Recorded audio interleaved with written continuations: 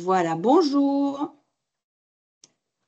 Bonjour, bonjour. Est-ce que vous nous entendez tous bien? Et bienvenue aux différentes personnes qui se sont connectées ce matin.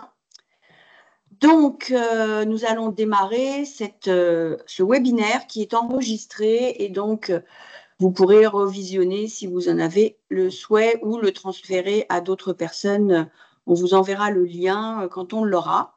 Voilà, donc je me présente, je suis Fabienne Sirono de la Chambre de commerce et d'industrie d'Alsace Eurométropole et je travaille sur toute l'Alsace en santé sécurité au travail et en RSE. Et donc à ce titre, avec ma collègue qui est aussi connectée, Eléa Garkarek, nous avons décidé de faire des séries de webinaires sur la RSE. Et le premier aujourd'hui, donc c'est peut-être pour ça que le démarrage va être un petit peu... Il faut se mettre en jambe, il faut s'échauffer. Quelle introduction! Pour éviter le claquage. Donc, nous allons parler ce matin d'activité physique en entreprise.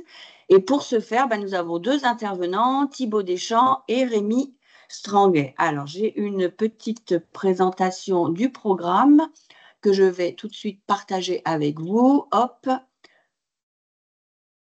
voilà. Est-ce que vous voyez voilà, le petit programme qui arrive? Voilà, donc le déroulé de ce webinaire, donc en trois données, donc quelques petites notions que je vais vous donner en introduction, et puis ensuite ce sera Thibaut qui nous parlera de l'intérêt de cette démarche, et Rémi qui rentrera plus dans comment faire et comment mettre en place et quelle est la bonne façon d'aborder le sujet. Voilà. Donc, alors je vous propose aussi, si vous avez des remarques, de les faire par le chat. Et je suis la secrétaire et je prendrai note et nous pourrons à ce moment-là échanger après l'intervention de Thibaut et après l'intervention de Rémi. Voilà. Alors, juste une petite introduction très rapide. Voilà, c'est des chiffres un petit peu clés. Nous sommes assis en moyenne 7h24 dans une journée de travail. La preuve, ce matin, nous sommes déjà assis et nous allons déjà être assis une partie de la matinée. Ce qui représente, comme nous avons 12% de notre vie au bureau, ça représente 9 années de vie assis. Donc, vous imaginez bien que ce n'est pas la position la plus opportune pour notre santé. C'est surtout que qui dit assis dit sédentarité. Et qui dit sédentarité dit derrière, évidemment, une dégradation peut-être de notre santé globale. Ensuite, plus particulièrement pour les entreprises, on sait qu'une pratique faible à modérée d'une activité physique réduit l'absentéisme de 5,6%. C'est une étude du MEDEF. Donc, voilà, donc ce sont vraiment des chiffres dont il faut retenir la teneur parce que c'est quand même hyper important. Et justement, de nouveau, on s'aperçoit que près de 2 tiers des dirigeants pensent que c'est l'entreprise qui peut être légitime pour proposer des activités physiques à ses salariés. Et je dis bien activité physique, c'est pas forcément sport au sens où on l'entend d'aller tous faire du badminton ou de tous courir un marathon. C'est vraiment de l'activité physique. Donc, à ce titre, on voit que non seulement l'entreprise a bien intégrer le fait que dans la santé de ses salariés, il y a la santé sécurité au travail dont je m'occupe, donc voilà, ça, il y a une obligation légale, mais que le petit pas de recul qui permet de réfléchir à la santé globale, donc justement lutter contre la sédentarité, lutter aussi peut-être contre des gestes contraints qui peuvent provoquer des TMS, ça fait aussi partie des enjeux importants pour l'entreprise, mais dont aussi doit s'emparer les dirigeants des entreprises. Voilà donc l'introduction que je souhaitais vous faire pour poser un petit peu le décor et vous montrer que il y a des gros enjeux de santé publique, de santé globale, et puis aussi, vous le savez, la population vieillit, et donc lutter contre la sédentarité, c'est aussi avoir les dernières années de sa vie en meilleure santé. Donc il y a vraiment de gros enjeux sur ce sujet. Je ne vais pas m'apesantir, je ne veux pas divulgacher peut-être ce qui va se dire après. Et donc, je vais passer la parole à Thibaut qui va maintenant vous présenter plus globalement tous ces enjeux et tout ceci. Voilà Thibaut, est-ce que vous pouvez... Alors moi j'arrête mon partage et je pense que vous pouvez partager votre présentation. Merci N'hésitez pas si Fabienne. vous avez des remarques, je prends note et nous échangerons avec Thibaut et Rémi à l'issue de leur présentation. Merci Fabienne. Alors, est-ce que vous voyez mon écran? Hop. Oui, vous voyez mon écran, Oui, c'est bon? Bah, parfait. écoutez, merci Fabienne pour votre invitation. Merci à la CCI d'Alsace pour cette initiative. Vraiment plus que d'actualité et vous l'avez fort bien introduit dans vos propos. Je remercie également Rémi et puis la Ligue large d'athlétisme du Grand Est. Donc voilà, on est ici pour parler d'activité physique, de mobilité, de mouvement en entreprise. Donc moi, j'ai le plaisir de représenter la fédération. Alors moi, j'ai une double casquette, si je puis dire. Je travaille au ministère des Sports, de la Jeunesse, de la Vie associative. Et je suis référent pour la fédération sur les sujets sport, santé, entreprise. Et vous allez voir qu'on a des choses intéressantes à vous proposer. Mais vraiment, vous allez voir la partie activité physique dans le milieu professionnel, elle est vraiment stratégique, elle est essentielle aujourd'hui dans un milieu où nous passons plus de 50% de notre vie en interaction avec le milieu professionnel. Vous pouvez me retrouver sur les réseaux sociaux, à la fois LinkedIn ou Twitter.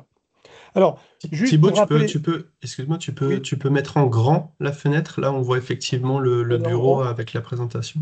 elle est pas, attends, bouge pas, je Elle n'est pas en repartage. mode affichage. Elle n'est pas en mode affichage parce que je suis en mode affichage sur mon écran. Alors c'est bizarre, bouge pas. Je me remets. Est-ce que vous voyez bien ou pas? Ici, est-ce que vous voyez bien ou pas là? Elle est en grand ou pas? Non, c'est pas en grand. On Alors, voit alors, le cadre PowerPoint. alors, attends, c'est bizarre parce que je suis en. Alors, attends, je me remets là-dessus. Je vais peut-être me mettre sur l'écran, bouge pas. Parce que là, je peux pas faire. Là, je suis en. Alors, attends, hop. Est-ce que vous voyez? Hop. Est-ce que vous voyez ou pas mon écran complet là? Parce que là, je suis en. Parfait, Parfait. parfait. Bon, hop. Merci, Rémi. Alors, juste redire un petit peu sur les sujets d'activité physique. Aujourd'hui, quand on prend les causes mondiales de décès dans le monde, pour faire écho à ce qu'a dit fort bien Fabienne, les requins, on est à 10 morts, les serpents, 80 000, les moustiques, 2 millions, le tabagisme, 5 millions, c'est bien au niveau mondial, hein, on parle. Et puis la sédentarité, donc, et on va juste revenir là-dessus, et l'inactivité physique, ça représente 5 millions et demi. Donc c'est aujourd'hui la première cause de mortalité évitable, je dis bien évitable, par un meilleur mode de vie ou davantage de prévention. Donc c'est vraiment un sujet qui est absolument majeur. Et certains spécialistes vous disent que la sédentarité pourrait devenir une maladie professionnelle. Donc c'est vraiment le sujet dans une tertiarisation de la société et des postes de travail, le fait qu'on ne bouge plus assez. Et aujourd'hui, donc c'est responsable de 10% des décès annuels en Europe et 95% de la population est concernée ou par un manque d'activité physique ou par le fait de rester trop longtemps assis, ce qu'a fort bien signalé Fabienne. Je rappelle que la sédentarité, c'est quand on est assis plus de 2 à 3 heures. C'est pour ça que le webinaire ne durera pas de suite cette durée. Et quand au total de la journée, on est assis plus de 7 à 8 heures. Et vous verrez que entre la journée de travail, les temps face à des écrans, c'est assez facile d'être dessus. Et le fait d'être, comment dire, faire du sport une fois par semaine, 3 fois, 4 fois par semaine, ne compense pas les temps de sédentarité. C'est-à-dire que les phénomènes s'additionnent. Donc, c'est vraiment l'idée d'être à la fois actif physiquement. Je fais 1, 2, 3, 4 fois par semaine du sport, l'activité physique un peu plus intensive, mais aussi je limite mes temps inactifs. Et c'est vraiment de comprendre que je peux être sportif et sédentaire. On peut avoir quelqu'un qui, dans vos entreprises, fait 2 à 3 fois par semaine de la course à pied, mais le reste du temps, il est 10 heures face à un écran. C'est pas suffisant et c'est pas bon pour la santé. Voilà, donc c'est vraiment les sujets de sédentarité Ah non, et mince, d'inactivité physique. je suis en webinaire enregistré. Alors, juste pour redire aujourd'hui, il y a vraiment une accélération. Là, j'ai pris un peu l'évolution de l'activité physique dans la population générale et les attentes, les contraintes liées comment dire, aux contraintes liées au sport de haut niveau. SHN, c'est sportif de haut niveau. Sport de haut niveau qui est né en Angleterre à la fin du 19e. Et vous voyez qu'on a divisé par un facteur 10 l'activité physique avant la révolution industrielle, qui était essentiellement agricole. Et aujourd'hui, on a une espèce d'effet ciseau entre une population de moins en moins en forme et des contraintes liées au sport de haut niveau qui augmentent. Et si je reprends un petit peu à l'échelle de l'existence, notre plus ancien comment dire, ancêtre, si je puis dire, qui a commencé à être bipède. C'était avant Lucie, c'était Toumaï, 7 millions d'années. Donc en 7 millions d'années, de manière un peu humoristique sur cette petite infographie, vous avez l'évolution de nos modes de vie. Et 7 millions d'années, nous sommes des chasseurs, cueilleurs, pêcheurs qui sommes faits pour être debout et en mouvement, et pas faits pour être assis. Ça rejoint ce qu'a fort bien dit Fabienne. Or, aujourd'hui, on a profondément bouleversé nos modes de vie. Et ben, tout ça, ça a un impact. Dès qu'on mange un petit peu plus, dès qu'on bouge un petit peu moins, on est toujours en mode je préviens et j'essaie d'anticiper des famines ou des disettes. Donc, je stocke. Donc, je prends du poids. C'est pour ça qu'on a aujourd'hui un Français sur deux qui est à peu près en surcharge pondérale. La surcharge pondérale comprenant le surpoids et l'obésité. Aux États-Unis, c'est un sur deux qui est obèse. D'accord?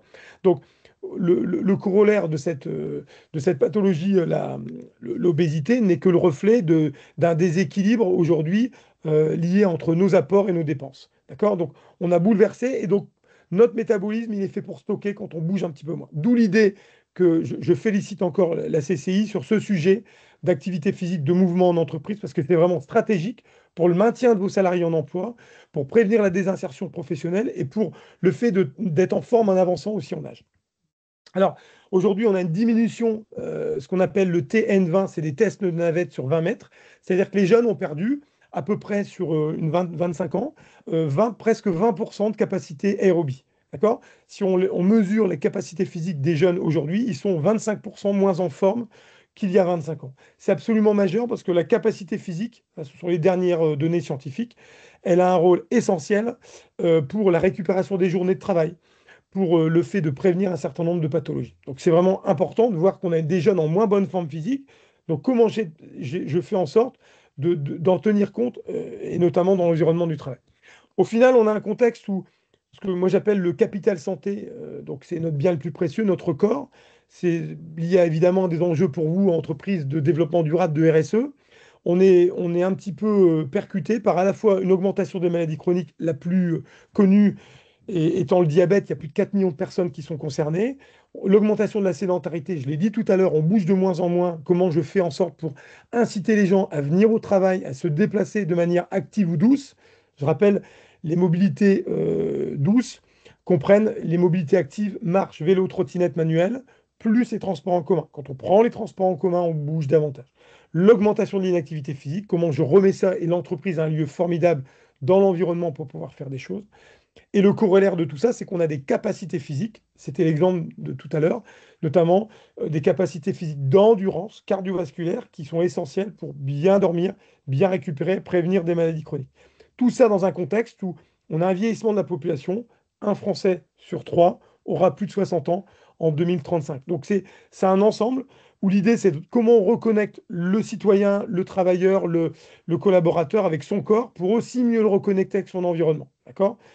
Les deux étant liés, c'est évidemment l'approche au cœur des objectifs de développement durable, One Health, où il y a la santé humaine, animale et environnementale. Et donc, finalement, il faut pouvoir se reconnecter avec son corps pour mieux se reconnecter avec son environnement. Alors, juste un chiffre, mais vraiment important sur les chiffres clés du ministère des Sports de 2023.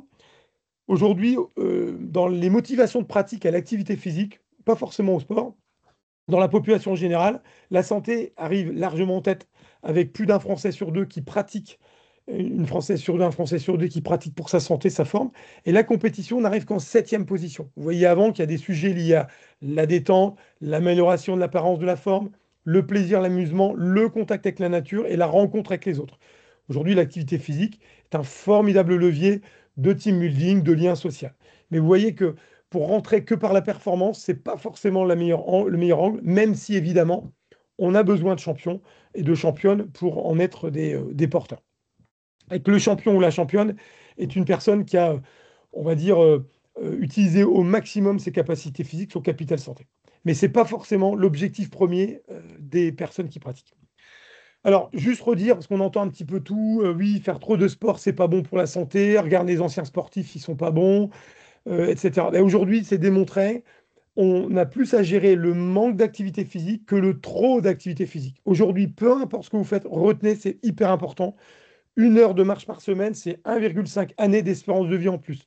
1 heure par jour, c'est 3 à 4 années. Et olympiens, c'est-à-dire les gens qui ont fait les Jeux olympiques, vivent 7 ans en espérance de vie meilleure que la population générale. Donc, on a plus de problématiques à mettre en mouvement des gens que avoir des gens, et notamment sur quelque chose dont on entend un peu parler, c'est la bigorexie, c'est-à-dire des gens qui sont dépendants, un peu comme une drogue, de faire de l'activité physique. Mais à la limite, ça reste un épiphénomène. Notre problématique, c'est quand même de faire bouger davantage la population. Et peu importe ce que l'on fait, oui, on peut avoir, quand on a fait du judo, par exemple, des problématiques de genoux, de hanches, oui, mais dans son espérance de vie au global, on vit mieux que la population en général. Donc voilà, peu importe ce que l'on fait, dès qu'on se met en mouvement, si mon heure de marche, elle est permise parce que grâce à ce beau webinaire, j'ai acheté un chien et je le promène une demi-heure le matin, une demi-heure le soir, eh ben c'est super. Merci, merci Fabienne, vous m'avez donné envie, c'est formidable et c'est la bonne manière de rentrer par cette mise en mouvement pour que chacun retrouve sa liberté de mouvement. Alors, juste vous redire que ça, c'est essentiel. Il y a une stratégie nationale qui est sortie il y a 15 jours à peu près. Aujourd'hui, 2025-2030, stratégie nationale sport santé, elle fait la part belle. Il y a 5 objectifs et il y a 2 actions concrètes sur sensibiliser les acteurs et développer l'activité physique en milieu professionnel. Comme je le disais tout à l'heure, on passe 50% de notre vie en interaction, notre vie au total, en interaction avec, avec le monde professionnel. Et aujourd'hui, l'entreprise a un rôle essentiel, au même titre que l'école ou le périscolaire chez le jeune. Donc c'est vraiment essentiel. Il y a 2 actions, qui sont déclinées dans cette stratégie, d'inciter les entreprises à proposer des dispositifs pour promouvoir l'activité physique et lutter contre la sédentarité, et puis également un renforcement, y compris dans les 3 versants de la fonction publique, hospitalière, d'État ou territoriale. Mais vraiment, il y a une part très importante qui est mise dans les actions pour promouvoir les activités physiques et sportives et prévenir la sédentarité dans le monde professionnel. Juste pour redire un petit peu et terminer par cela, pour montrer que l'athlétisme, notamment dans le cadre d'une convention avec le MEDEF, notamment, et puis encore une fois cette participation, et je remercie pour votre invitation à ce temps de la CCI Alsace, a une offre intéressante. Pourquoi elle est engagée là-dessus? Parce que les 2 premières pratiques physiques, la marche et la course, qu'elle gère en délégation. Ce sont les 2 premières pratiques physiques, la marche et la course, qui arrivent largement devant tout le monde. Donc, la marche et la course, c'est le premier levier pour remettre quelque chose en entreprise, même si je n'ai pas de salle de sport, même si je n'ai pas la chance d'être comme Soprema, avoir une super installation qui est gérée d'ailleurs de main de maître par Rémi Stangret et la Ligue Grand Est. Voilà. Donc voilà, même si on n'a pas la chance d'être dans un environnement aussi pertinent, on peut mettre en mouvement des choses grâce à la marche et l'activité physique. C'est aussi des activités qui se développent fortement, hein, la marche et la course, avec une augmentation entre 2018 et 2023. Et puis, c'est 12 000 événements qui jalonnent, que ce soit les courses de Strasbourg ou d'autres événements que vous connaissez fort bien, qui jalonnent et qui vont être à un moment donné le défi ou le challenge. Nous, on croit beaucoup à l'importance du défi ou du challenge pour embarquer les collaborateurs. J'ai un défi, je vais devoir marcher 10 km, je vais devoir courir 5 km. Il faut que je me mette en mouvement au quotidien. Et avec notamment des courses labellisées comme celle de Strasbourg, notamment. Donc voilà, donc par ça, on est complètement légitime à la fois sur les pratiques et les événements qui structurent les territoires. Vous l'avez dit fort bien, Fabienne, aujourd'hui, les bénéfices du sport en entreprise, de l'activité physique. Aujourd'hui, vous avez un compteur qui est possible d'utiliser sur le MEDEF Sport. Vous avez l'étude Goodwill Management qui montre que c'est bon pour le salarié, pour l'entreprise, pour la société en général. Je passe les effets sur le team building, le besoin aujourd'hui, quand le télétravail est fortement développé, de recréer du lien avec les collaborateurs. Et ça, c'est d'une dimension précieuse, essentielle. Et aujourd'hui, il n'y a pas mieux que l'activité physique. Quand on fait un équidène ou une course en relais ou une course corporate, on fait un équidène, c'est un marathon en 6 personnes. Eh ben, on a réalisé ensemble un marathon avec des distances entre 5 et 12 km sans forcément qu'une seule personne fasse 42 km. Donc, on a réussi quelque chose en commun, comme un projet, comme le lancement d'un produit, et on l'a fait ensemble. Donc, c'est vraiment très pertinent là-dessus. Mon PowerPoint sera évidemment disponible. L'offre Work Athlé, pour finir, elle est à la fois vers 2 axes. C'est je prépare mes collaborateurs comme des champions et autour d'un événement de marche et de course, et je vais repartir d'un diagnostic de forme et un plan de progrès pour remettre les gens avec une préparation possible. Et on a au sein de la Ligue large et du comité départemental donc toutes les expertises possibles. Donc préparer autour d'un événement parce que c'est structurant. Ou bien alors de partir si on ne souhaite pas forcément partir autour d'un événement, autour du capital santé des collaborateurs, avec un plan de progrès, un bilan, des tests de conditions physiques et une mesure de leur mode de vie, qui est essentiel. Nous sommes convaincus à la fédération que si je n'ai pas d'évaluation, d'abord, je ne peux pas mesurer le ROI, les mesures d'impact, et je ne sais pas d'où je pars, donc je ne sais pas où je vais. Tout ça associé à des conférences avec des champions, des championnes, ou des actions spécifiques. Voilà. Si vous voulez aller un peu plus loin, moi j'ai un groupe sur LinkedIn qui s'appelle La Forme Parlons-en. N'hésitez pas, on passe un certain nombre d'informations dessus. Voilà. Et je vous remercie voilà, pour ce temps de présentation et je me tiens à votre écoute. Merci Thibaut pour cette présentation. C'est vrai qu'on a évoqué le collectif et ça fait vraiment partie des sujets aussi dans les entreprises. Comment redévelopper le collectif, comment redévelopper l'interaction entre salariés. Dans beaucoup d'entreprises, maintenant, les gens sont très focalisés sur leur poste et il n'y a plus de travail en équipe. Et donc, l'activité physique peut vraiment être un moment où on se retrouve avec ses collègues et avec d'autres enjeux que celui du travail, avec un enjeu d'être dehors, un enjeu de performance, entre guillemets, un enjeu de partager un moment dehors et de s'entraider. Et puis aussi, ce qu'on peut noter, c'est que ça peut rebattre aussi les cartes des compétences. Parce que voilà, on est peut-être très bon dans tel domaine, mais on est moins bon dans un autre. Et puis, au niveau de l'activité physique, ça peut remettre des personnes un peu en lumière parce qu'ils vont être plus bons ou ils vont mieux connaître cette activité physique, ils vont mieux connaître les règles ou je sais pas quoi.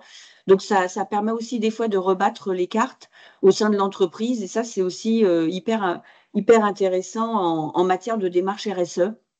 Redonner du collectif et redonner ce sentiment d'appartenance tous ensemble à une seule unité, avec chacun sa petite pierre à l'édifice de l'entreprise.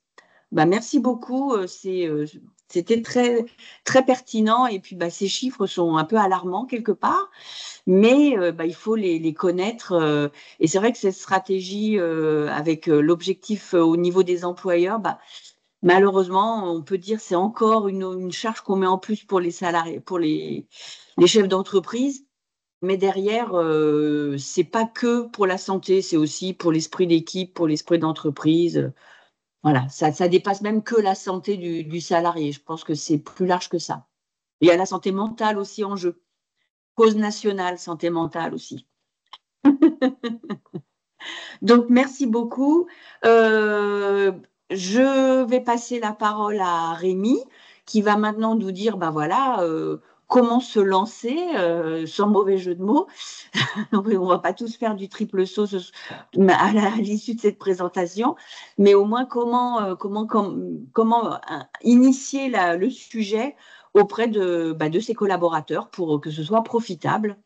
Donc, je vous donne la parole, Rémi. Et vous allez pouvoir partager aussi votre présentation pour la mise en œuvre et des conseils qui permettront que ceci remporte l'adhésion de l'ensemble de l'entreprise. Merci Fabienne. Je partage mon écran. Vous me confirmez que vous le voyez bien? Alors, on avait prévu Pour l'instant, il n'est que... pas en plein écran. Voilà. Il y est. Parfait. On avait prévu un petit temps d'échange. Si des gens avaient déjà des questions, ils peuvent le poser dans le chat. J'ai rien vu, donc on va pouvoir avancer. Et la première chose, alors merci effectivement à Fabienne et à la CCI Alsace Eurométropole pour ce partage. Merci Thibaut pour la mise en perspective sur l'importance effectivement de l'activité physique en entreprise. Et la première chose qu'on souhaitait vous partager, c'est un retour d'expérience d'un partenariat entre l'athlétisme alsacien et une entreprise bien connue dans le monde alsacien qui est Soprema, dont le siège est basé au port autonome de Strasbourg. Ce retour d'expérience, alors j'excuse Olivier Weymann, qui est le directeur de la RSE, qui a mené ce projet avec qui on est en partenariat maintenant depuis 5 ans, pour les accompagner dans l'activité physique en entreprise. Il m'a autorisé, bien entendu, à vous partager ces quelques éléments. Et la première chose qu'on va partager sur ce retour d'expérience, c'est la manière dont ils ont mené la démarche, qui me paraît vraiment très intéressante à partager pour les entreprises alsaciennes.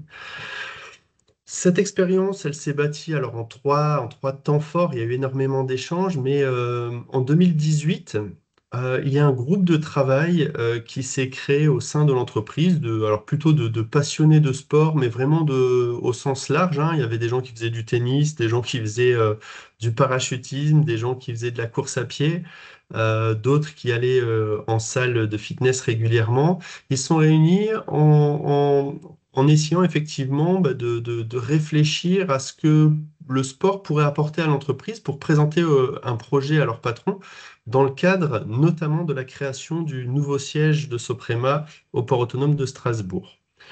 On a eu la chance de se rencontrer alors pendant le Covid avec Soprema autour d'un programme d'ambassadeurs de nos athlètes en perspective des Jeux olympiques de Paris 2024.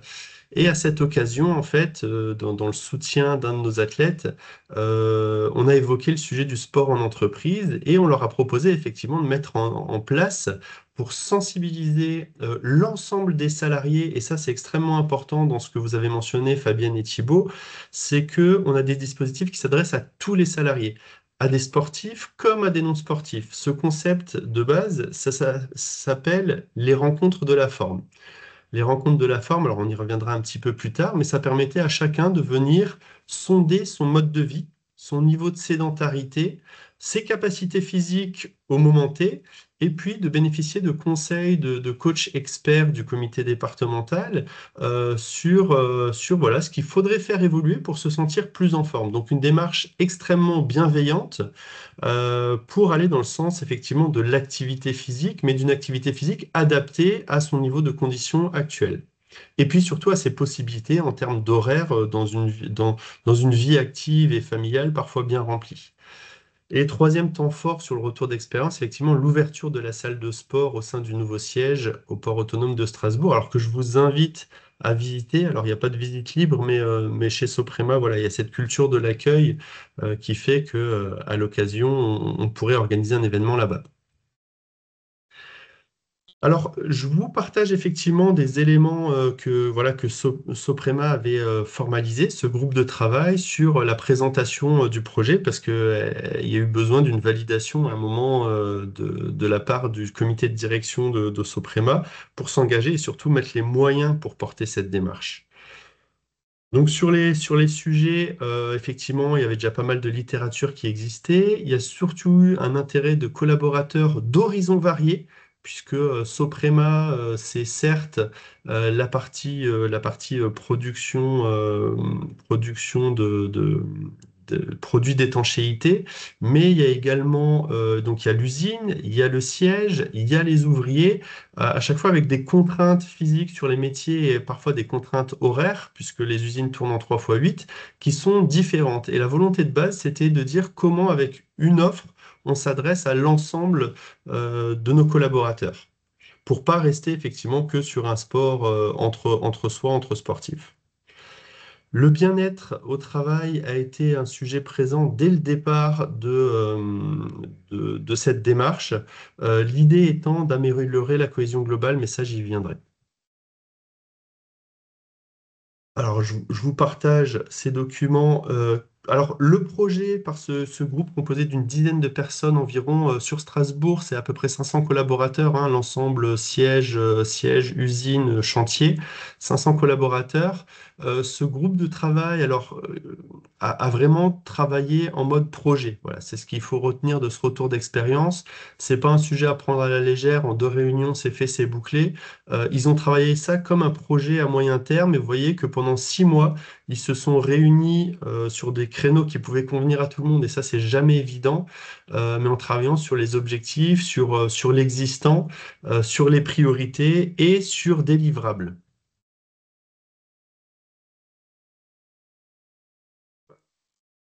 Voilà.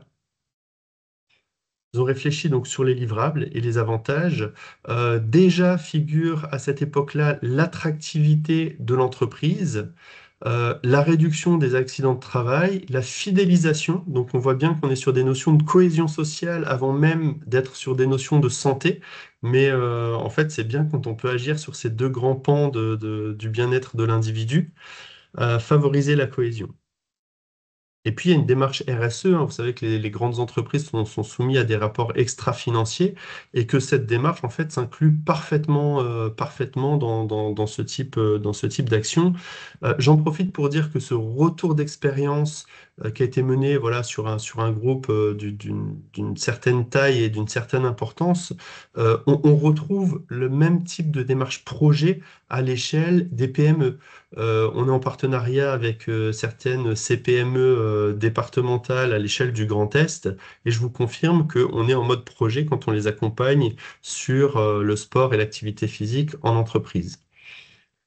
Et donc ce mode projet, ça les a amenés à travailler effectivement sur tout un tas d'idées d'une manière complètement libre et de prioriser finalement les enjeux et l'accessibilité de la pratique. Alors certaines, vous pensez bien, ont été mises en œuvre assez rapidement, assez simplement. D'autres ont été tout simplement abandonnées parce que ça nécessitait beaucoup d'efforts ou beaucoup d'investissements pour un retour sur investissement ou alors un bénéfice collaborateur qui était moindre. Mais en tout cas, ce qui est intéressant, c'est un, le mode projet, deux, le mode effectivement brainstorming sans aucune limite à se fixer dans cette démarche. Ça aboutit à quoi?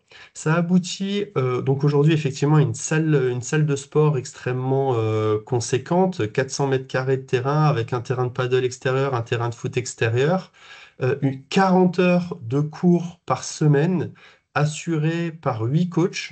Vous voyez le planning des cours. Dans ce planning des cours, il y a des couleurs et c'est ça que je veux mettre en perspective. Ces couleurs, elles permettaient effectivement à tout un chacun des collaborateurs de Soprema de se positionner. Le vert et le bleu étant les cours d'intensité les plus faibles.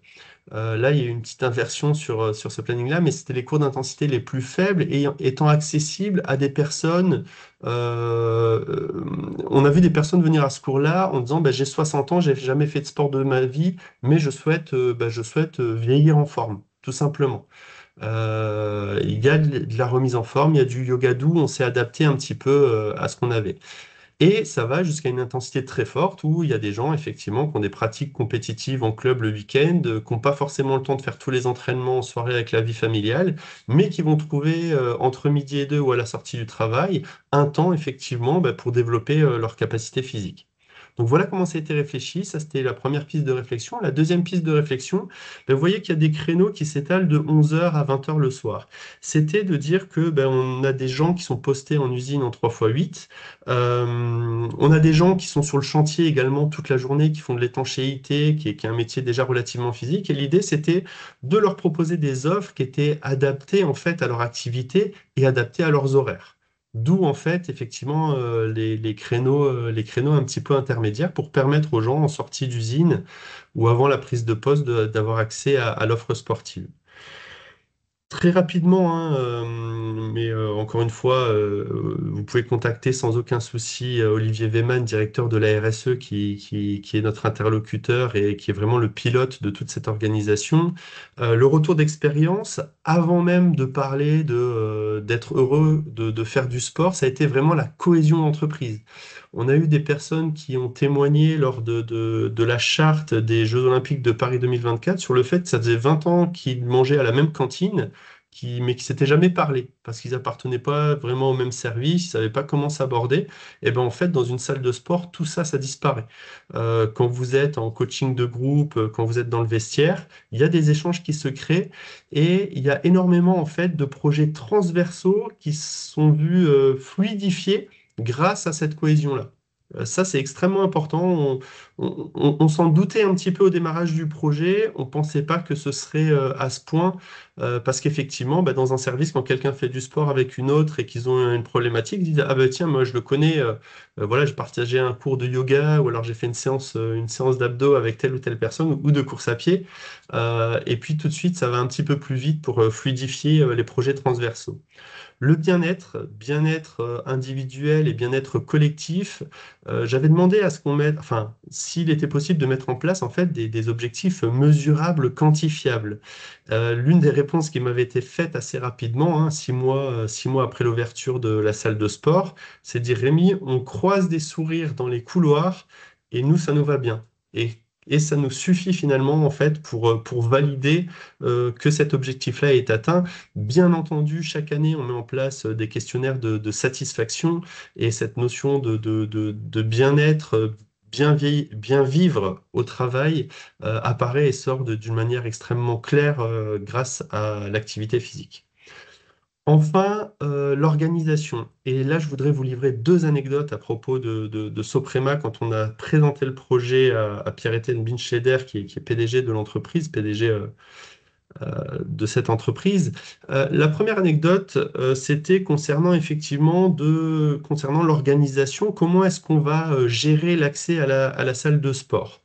Sa réponse a été très claire, voilà, on ne construit pas une salle de sport au sein de l'entreprise pour qu'elle soit utilisée 2 heures par jour. Je veux que mes collaborateurs puissent y avoir accès de 8 heures à 20 heures sans contrainte, sans même badger.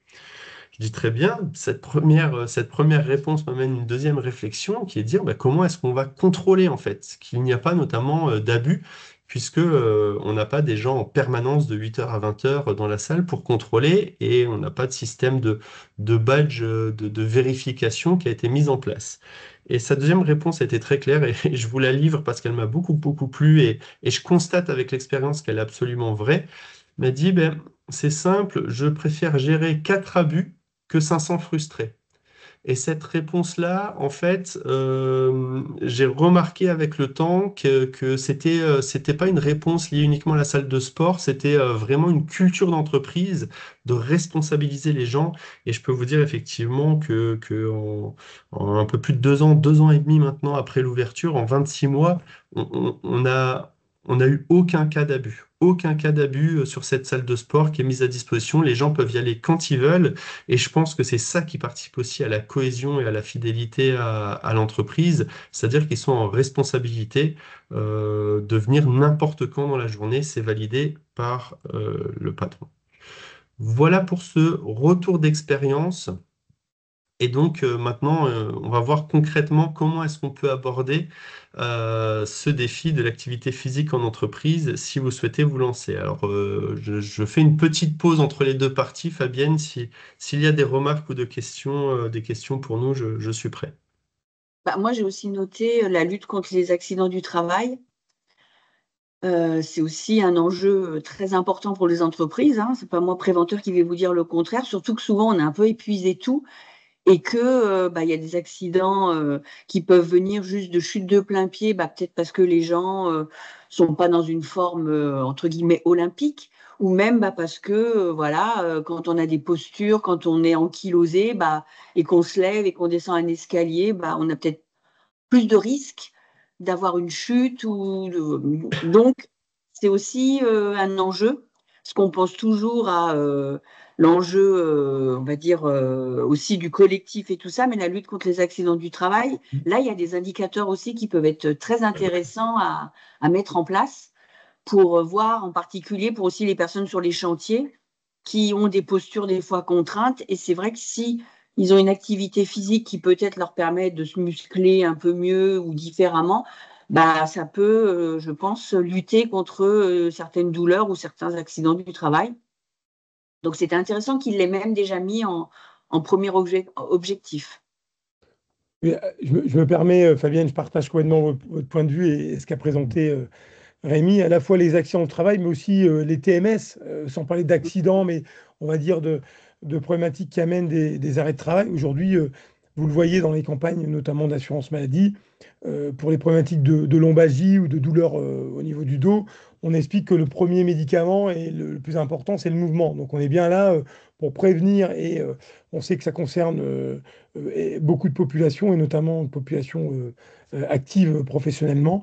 Vraiment, le mouvement et l'activité physique est essentiel. Donc c'est vraiment quelque chose qui à la fois la cohésion, le besoin de refaire quelque chose ensemble, mais vous l'avez fort bien dit, le fameux coefficient AT, accident du travail, mais aussi les TMS. Donc c'est vraiment un enjeu.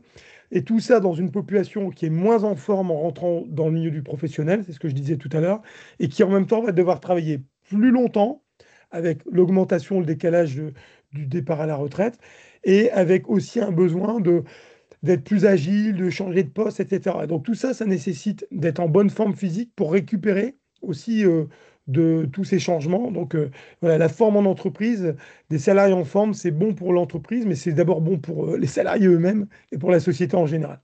Mm. Bah oui, oui, oui, oui, c'est vraiment des enjeux que les entreprises suivent précisément. Et si on peut, si ça fait partie vraiment des solutions qu'elles peuvent mettre en place avec d'autres solutions, mais vraiment remettre les gens un peu en mouvement, ça peut être que bénéfique. Alors, pour rebondir sur ce que vous avez dit, je ne suis pas rentré dans le détail de tout ce qu'on a mis en place, mais ça va bien au-delà de la gestion d'un simple planning et des coachs. On a effectivement mis en place, vous le voyez par exemple le lundi à 11h30, une séance qu'on appelle reconditionnement à l'effort. On a mis le mardi, vous voyez, à 11h30, prévention des TMS, des troubles musculo-squelettiques, exactement pour le constat que vous venez de faire. Et sur autre chose aussi, on a eu l'occasion, quand on faisait les rencontres de la forme, en rencontrant les agences travaux, les ouvriers sur le chantier, que certaines personnes avaient été en arrêt de travail pour TMS ou autre, et qu'une fois qu'ils avaient le feu vert du médecin, en fait, ils revenaient sur le lieu de travail d'une manière assez étonnante pour nous. C'est-à-dire que nous, quand un athlète est blessé dans notre sport, il va observer une première période de repos. Il va ensuite travailler chez le kiné pour finalement se remuscler, retrouver des réflexes et retrouver toute son intégrité physique. Et en fait, ce passage-là, on ne l'a pas dans l'entreprise. Vous avez le visa santé au travail, vous retournez. Et on s'est dit qu'on allait proposer pour ces personnes-là, effectivement, des pratiques adaptées pour les reconditionner, mais encore une fois, dans un but premier de se sentir bien dans son corps, puisque j'ai envie de dire, une TMS, ça ne s'arrête pas à la porte de l'entreprise, vous l'emportez chez vous. De la même manière que si vous jardinez très fort et que vous bloquez le dos à la maison, vous allez venir avec ce blocage de dos en entreprise.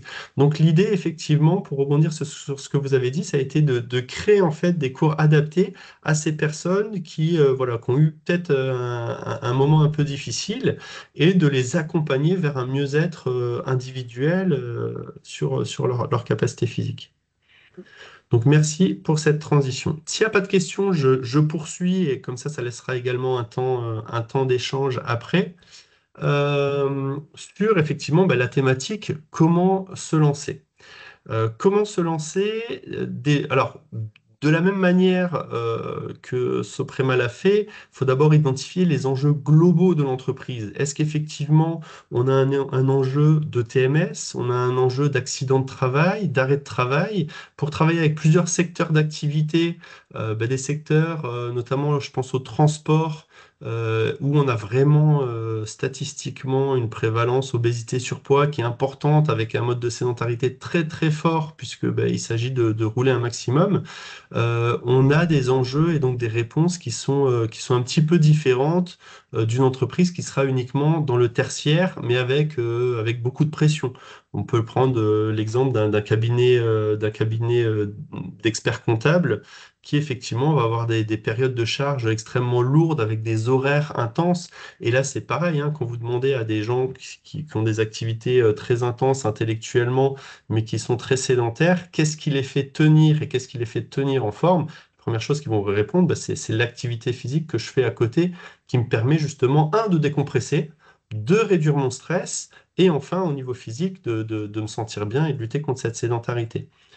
Comme vous l'avez vu dans l'exemple de Soprema, il y a eu également dans ces périodes de tension sur le marché du travail, cette notion d'attractivité de l'entreprise, de fidélisation des collaborateurs, parce que quand vous avez une salle de sport qui est ouverte et qu'on dit que vous pouvez y aller quand vous voulez, qu'on met en place des cours qui correspondent à vos attentes parce que vous avez été sondé sur le sujet, le niveau de fidélisation est bien plus important effectivement qu'une entreprise qui ne le ferait pas parce que ça témoigne d'un véritable intérêt pour les collaborateurs et leur bien-être. La cohésion sociale, vous l'avez parfaitement exprimé, Fabienne et Thibaut. Donc on ne reviendra pas dessus, mais le fait de partager une activité externe s'affranchit de tous les titres et galons en entreprise et améliore effectivement les relations et les projets transversaux et la lutte contre effectivement les absences et les arrêts de travail. Une fois que ces enjeux sont identifiés, on peut déjà vous accompagner à ce niveau-là. Il est important de sonder les attentes des salariés, de voir l'environnement dans lequel vous évoluez. Quand je dis l'environnement, ça va être l'environnement interne. Est-ce que vous avez des vestiaires? Est-ce que vous avez des douches? Parce que si on va proposer de l'activité physique qui fait un peu transpirer, ça va être un critère assez déterminant. Quel est également l'environnement externe? Est-ce qu'effectivement vous êtes au milieu d'un parc où on peut envisager des petits parcours de santé, des activités à proximité, ou est-ce que vous êtes en milieu urbain absolument bétonné, auquel cas il y a d'autres solutions alternatives qui existent. Troisième étape extrêmement importante, et c'est vraiment ce qu'on a fait sur une quinzaine de journées chez Soprea, bien avant l'ouverture de la salle de sport, c'est la sensibilisation.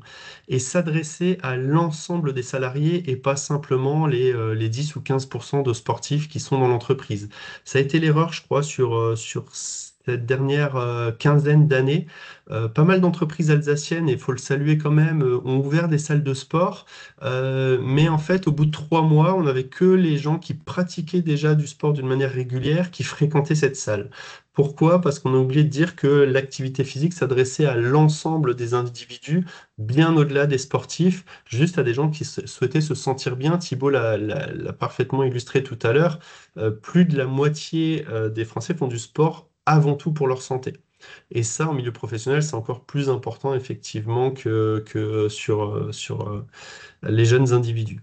Cette sensibilisation, elle doit être collective, s'adresser à tous, mais également individuelle. C'est-à-dire que chacun doit pouvoir se retrouver dans son objectif de santé, d'amélioration de la forme, de préparation peut-être de vacances un petit peu plus sportives ou de randonnée. Et donc là, c'est extrêmement important que les gens puissent comprendre qu'il s'agit d'une démarche globale qui certes contient l'activité physique, mais où on va aussi un peu sonder l'alimentation, on va aussi un peu sonder le mode de vie avec notamment le sommeil, ce qui va nous permettre à nous, sportifs, de mettre à disposition en fait des professionnels qui gravitent autour de la performance individuelle, comme des sophrologues, comme des préparateurs mentaux, comme des diététiciens qui accompagnent nos sportifs vers les plus hauts objectifs et de mettre ces compétences à disposition de l'organisation. Enfin, sur cette première partie, il est important, une fois qu'on a fait tout ce travail préalable, de définir le cadre et les responsabilités quand on va s'engager dans l'activité physique en milieu professionnel. Qui en charge la gestion? Qui en charge le fonctionnement? Est-ce qu'on internalise? Est-ce qu'on confère ça à un service RSE, un service RH, un service com? Est-ce qu'on travaille avec une association parallèle? Et surtout, comment est-ce qu'on est accompagné? Parce que voilà, c'est pas le cœur de métier d'une entreprise que de proposer de l'activité physique. Et il y a plusieurs partenaires prestataires qui peuvent vous accompagner, dont le comité départemental d'athlétisme que je représente ce matin.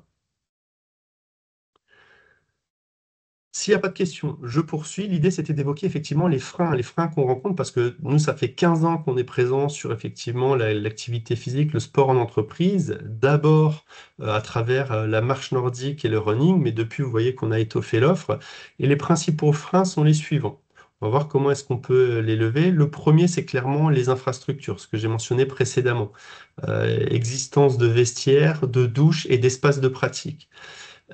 Comment lever cet obstacle-là? Alors, pas forcément évident de prime abord, mais c'est là que l'audit sur l'environnement va être intéressant parce que peut-être que des entreprises proches de chez vous disposent de ces infrastructures. Peut-être qu'il existe des gymnases publics proches de cette infrastructure où vous pouvez aller discuter effectivement avec les collectivités sur une mise à disposition. Ça existe dans pas mal de villes.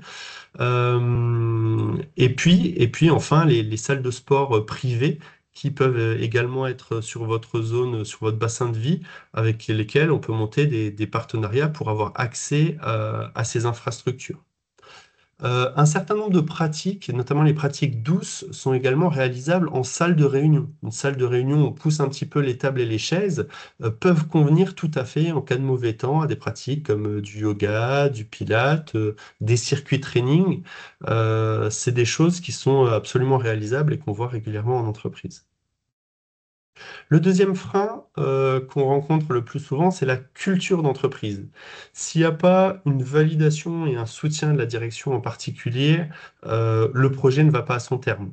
Sur les entreprises rencontrées, notamment lors des Jeux Olympiques de Paris, puisque c'était vraiment la thématique du sport, hein, la thématique de l'année, je pense que 1 sur 10 est passé finalement à l'acte. Pourquoi? Parce qu'il n'y avait pas un soutien fort de la direction. Ils ne voyaient pas forcément l'intérêt, alors que c'était un souhait potentiel des salariés. Il existe une littérature abondante et foisonnante sur le sujet, donc je ne vais pas y revenir. En tout cas, sans soutien de la direction, le projet est quasiment mort-né. La deuxième chose qu'on a constatée, c'est l'acceptation du middle management. Quand on travaille dans des entreprises, il y a effectivement des services, on voit des services entiers débarquer sur des cours, sur des pratiques, et d'autres services beaucoup plus timides.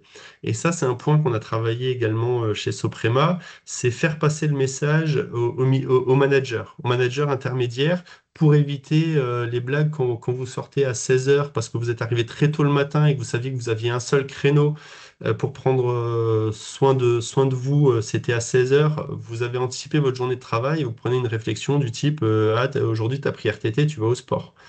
Donc ça, c'est des choses à bannir et c'est en ce sens que l'exemple de Soprema est remarquable, c'est qu'il y a une culture d'entreprise sur la responsabilisation individuelle qui fait que les gens se sentent bien et deuxième chose, les gens n'abusent pas.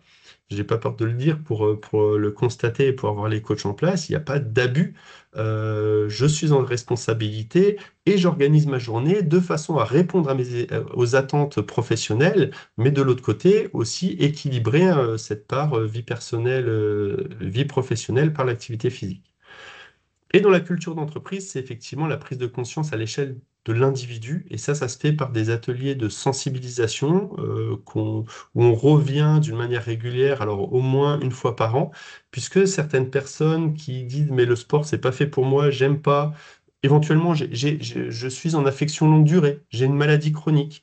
Aujourd'hui, et j'espère que Thibaut ne me contredira pas, la majorité des maladies chroniques, les médecins vont vous encourager à bouger et pas faire un sport effectivement de compétition, on sue à grosses gouttes et on risque des claquages, mais d'avoir une activité physique qui est le thème de cet atelier.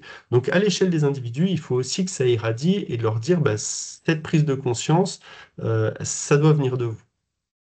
Enfin, dernier frein à lever, c'est une offre claire et accessible, avec des référents dans l'entreprise qui sont absolument identifiés, qui peuvent vous donner toutes les indications, hein, puisque si c'est un petit peu flou, ben, on laisse vite tomber, on a d'autres priorités dans l'entreprise. Et la deuxième chose, c'est une offre diversifiée, puisque, comme on l'a dit, il y a des gens qui sont extrêmement sportifs et qui ont besoin de transpirer à grosses gouttes. Il faut leur répondre. Et il y a des gens qui n'ont pas fait de sport, qui reviennent d'un AVC ou d'un accident de travail, qui veulent y aller doucement parce que bah, ils ont fini leur 15 ou 20 séances de kiné. Et donc, il faut s'adresser à l'ensemble de ces publics. Et pour ça, on a tout ce qu'il faut pour répondre à ce type de demande. Voilà pour les freins majoritaires qu'on rencontre, qui tournent autour de ces trois thématiques, mais auxquelles bah, j'espère avoir répondu d'une manière assez claire. On arrive au bout de ma présentation avec comment se lancer.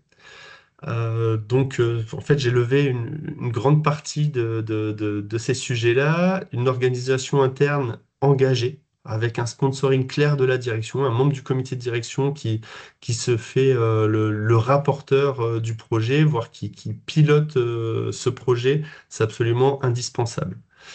Un groupe de projet, c'est toujours intéressant de diversifier aussi les apports et de faire en sorte que ce ne soit pas un projet qui soit mené uniquement par un service. C'est bien quand on a des utilisateurs qui viennent de différents milieux, ça apporte beaucoup plus d'éclaircissement et ça nous assurera qu'on aura des ambassadeurs en fait dans les différentes antennes. Ce qu'il faut pour aussi avoir le soutien de la direction, bah, c'est des livrables qui soient clairement identifiés. On en a évoqué certains, hein, les accidents de travail, les durées d'absence, le bien-être, la cohésion qu'on peut sonder très facilement à travers des questionnaires, des sondages, notamment sur la partie RSE en entreprise. Les infrastructures, je l'ai évoqué, hein, alors en interne, un certain nombre d'entreprises, de grandes entreprises alsaciennes en ont, mais encore une fois, on ne s'adresse pas à tout le monde.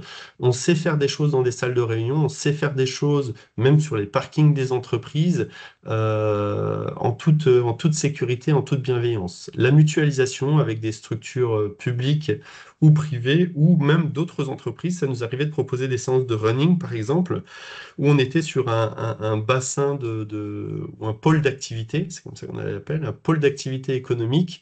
Et là, effectivement, bah, la séance de running était mutualisée, ce qui avait aussi pour avantage de faire baisser les coûts et de nous garantir un certain nombre de participants.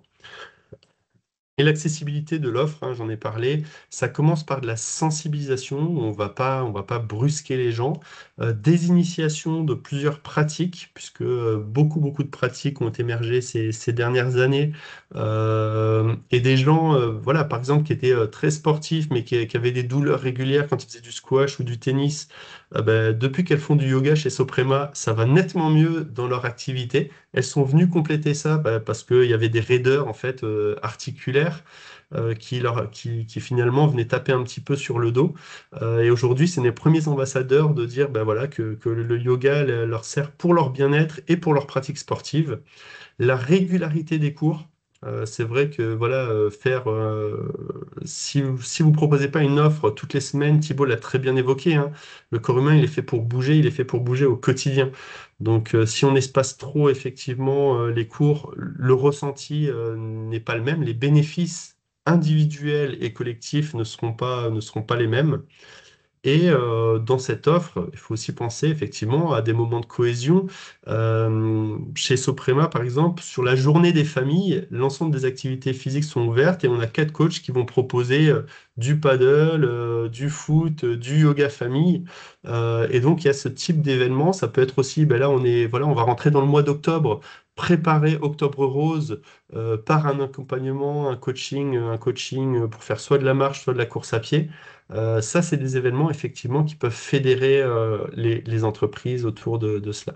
Ce que je souhaite que vous reteniez effectivement, et ce sera le mot de la fin, c'est que cette démarche, ça doit être vraiment une démarche globale, dans le sens où il ne faut pas se limiter à juste proposer des cours, ça suffira pas, vous aurez juste les sportifs qui viendront, ou alors les gens qui en font déjà par ailleurs qui viendront sur ces cours. Ça doit être une démarche qui soit beaucoup plus globale. Ensuite, volontaire, c'est-à-dire engagé par un groupe de projet et par la direction, et qui doit s'inscrire dans la durée. Les bénéfices, hein, quand on se remet en activité physique qu'on n'a pas fait depuis longtemps, ils apparaissent seulement au bout d'un mois. Au bout d'un mois, on commence à se sentir un peu mieux. Et c'est seulement au bout de 2 mois que les choses commencent à s'ancrer effectivement dans le quotidien de l'individu, qu'on sait qu'on a besoin de ce moment de détente. Donc voilà pour cette présentation. Ah, j'oubliais. Donc effectivement, je vous ai remis comme ça, Fabienne pourra vous transmettre ces éléments-là. Le parcours qu'on a imaginé hein, sur la base de Workathlé présenté par Thibaut, qui part de l'audit et qui permet également la gestion des équipements sportifs, la création d'un ambassadeur avec nos athlètes olympiques qui sont dans le secteur et l'animation des semaines QVCT ou des séminaires d'entreprise. Je passe vite là-dessus, vous l'aurez et je laisse la place à l'échange. Alors, merci Rémi. Donc, il y a une question par rapport à un accident à une personne qui se blesserait lors d'une séance de sport. Est-ce que c'est considéré comme un accident du travail? qui est responsable et quelle serait la réponse pour lever ce frein? Alors, donc c'est un vrai sujet qu'on pose souvent parce qu'il y a des entreprises, je rappelle, Fabienne, qui ont prévu de prendre une partie, d'offrir un peu. Je rappelle qu'il y a des métiers donc où on donne, je pense notamment aux pompiers, aux policiers, sur leur temps de travail pour faire de l'activité physique. Donc il y a des entreprises qui ont choisi aussi par exemple, d'inciter, de mettre en place de l'activité physique en considérant que la moitié est sur le temps de travail des salariés, la moitié offerte par l'entreprise sur son temps de travail. Aujourd'hui, on n'a pas la plupart des activités mises en œuvre sont hors temps de travail. Évidemment, si on a des choses comme ça, on a des situations particulières. Moi, je vous incite à voir, il y a un site de référence que je vais mettre dans, dans les échanges, dans le fil d'actu. Vous pourrez retrouver tous les aspects juridiques, euh, comment dire, sur le site que je vais vous mettre, avec toutes les questions que peuvent se poser des DRH, pour notamment, donc c'est un site qui a été fait avec le ministère des Sports, de la Jeunesse, de la vie associative, et aussi tous les acteurs économiques, et notamment le MEDEF. Donc vous aurez un peu tous les éléments là-dessus. Je vais mettre avec ce lien dans la conversation. Mm. Après, on peut aussi dire, comme le disait Rémi, quelqu'un qui n'est pas en bonne forme et qui bricole risque aussi de se blesser et d'arriver finalement blessé au boulot. Ça ne sera pas considéré comme un athée, ça coûtera moins cher, mais quelque part, l'immobilisation et les arrêts derrière seront aussi Exactement. impacteront l'entreprise. Donc, à un moment, alors c'est vrai que c'est un calcul un peu Mais risque, voilà, c'est un je, calcul de risque. Est-ce que je- faire du yoga, il y a peut-être peu de chances que les gens se blessent et donc on sait qu'il y aura plus de bénéfices. Maintenant, il y a peut-être des pratiques. C'est sûr qu'on va peut-être pas préconiser d'aller faire du parachutisme ou enfin, il y a des activités qui sont à risque, hein. Elles sont d'ailleurs souvent très bien identifiées puisqu'il faut faire une visite médicale particulière pour la faire. Bon, là, peut-être que l'entreprise peut se dire, je me dédouane sur de la plongée ou du parachutisme. Maintenant, aller marcher, aller faire du yoga, aller faire, comme on l'avait dit, un marathon fragmenté à plusieurs. Bon. Et en vous êtes- effet, si en plus il y a quelqu'un qui a bien encadré cette pratique, il y a moins de risques de se blesser, puisqu'on vous va avez remettre les gens tranquillement à l'activité physique. Donc, on peut déjà limiter un peu ces risques. Mais bon, ils ouais. subsistent. Vous Ensuite, avez tout à fait raison. Je me permets juste, Fabienne, c'est encore une fois, le risque, il est vraiment à gérer le manque d'activité, le trop de sédentarité, le manque d'activité. Donc, vous l'avez très bien dit. Voilà, et de venir aussi de manière active, en plus de mettre en place ce qu'a fort bien expliqué notamment Rémi dans son illustration. Voilà, mais aujourd'hui, on a plus à gérer le manque d'activité. Il y a des activités douces, etc. Et vous verrez, il y aura des éléments dans le lien que je vais vous transmettre. et il y a une autre question, est-ce qu'il existe des Peut-être subventions ou Fabienne, des... Fabienne, Oui, si je peux compléter, parce que c'est effectivement une objection qu'on rencontre très souvent, notamment de la part des RH. La première chose, comme Thibault l'a dit, c'est de faire prendre conscience qu'il y aura plus d'effets bénéfiques que d'effets négatifs. Maintenant, effectivement, quand on a des services juridiques qui veulent pas embêter et qui craignent absolument de la publicité négative en cas de blessure, alors, il faut se référer déjà au site du ministère de la Jeunesse et Sport qui aborde cette thématique.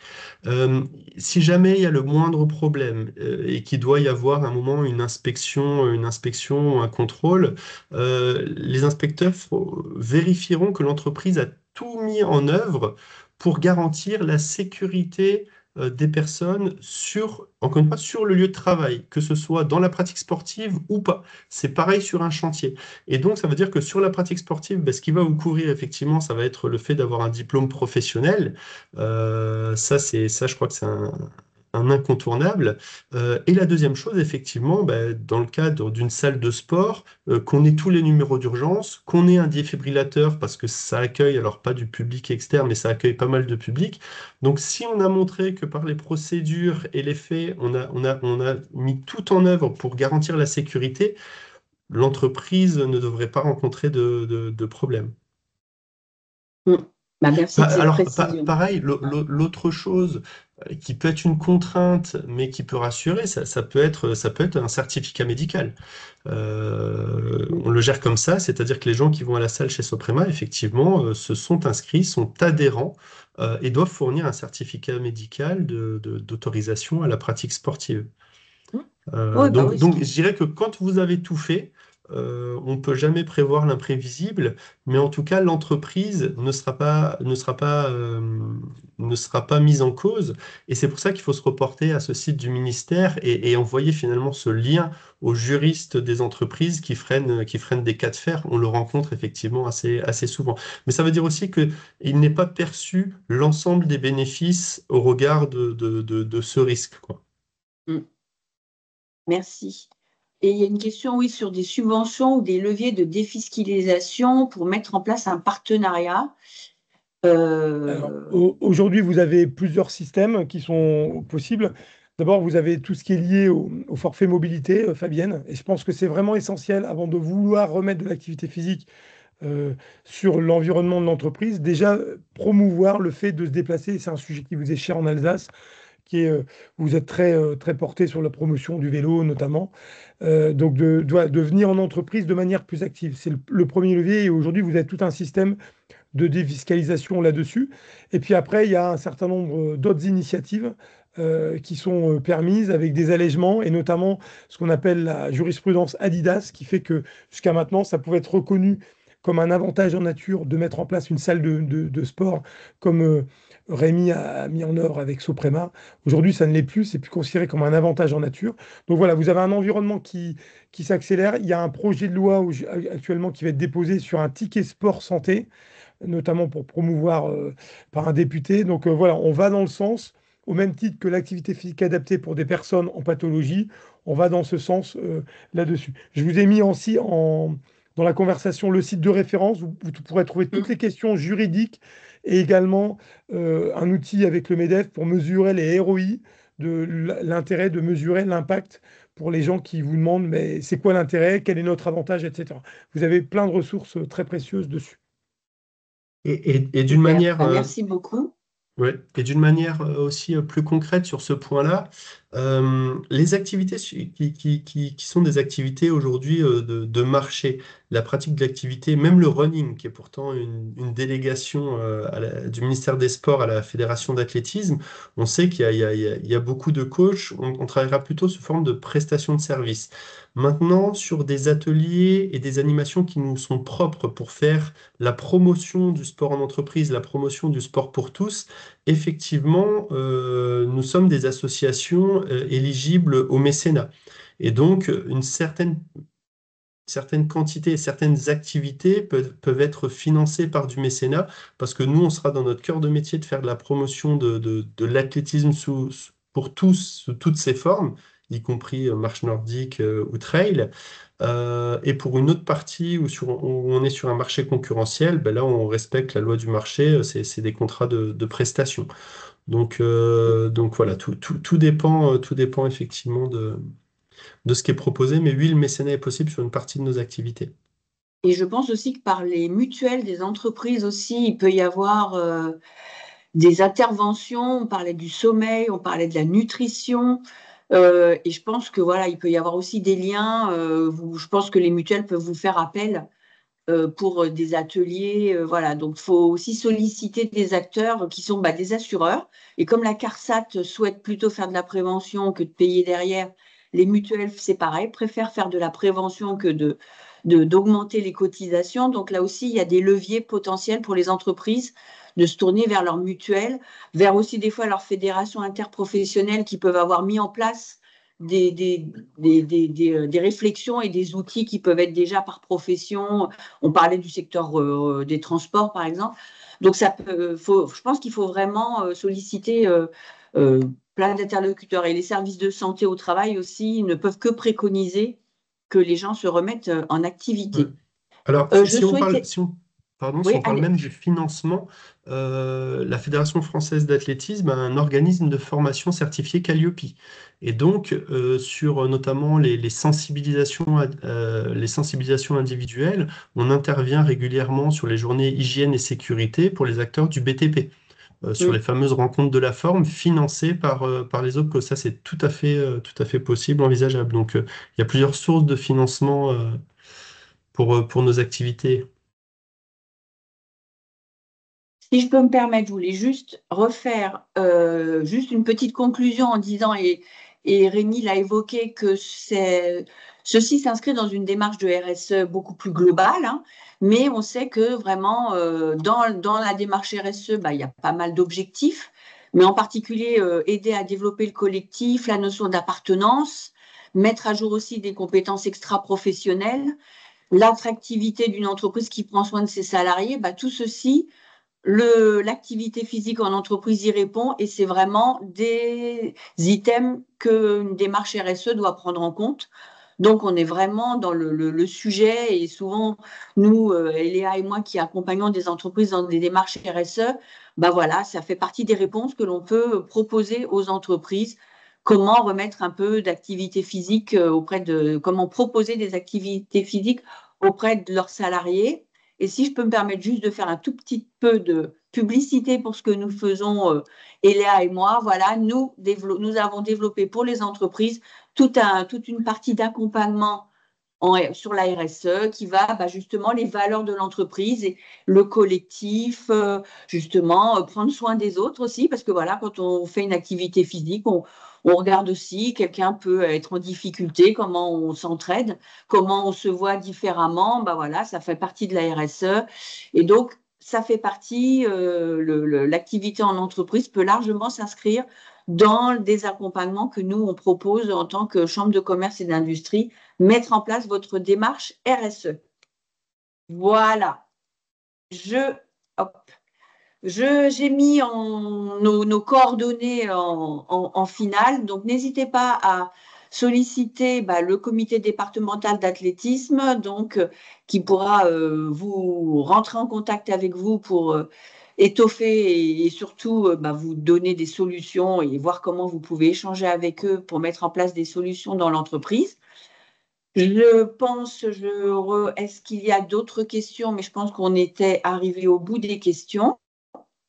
Donc, il me reste à remercier chaleureusement Thibaut et Rémi pour leur intervention et toute la valeur ajoutée à ce matin.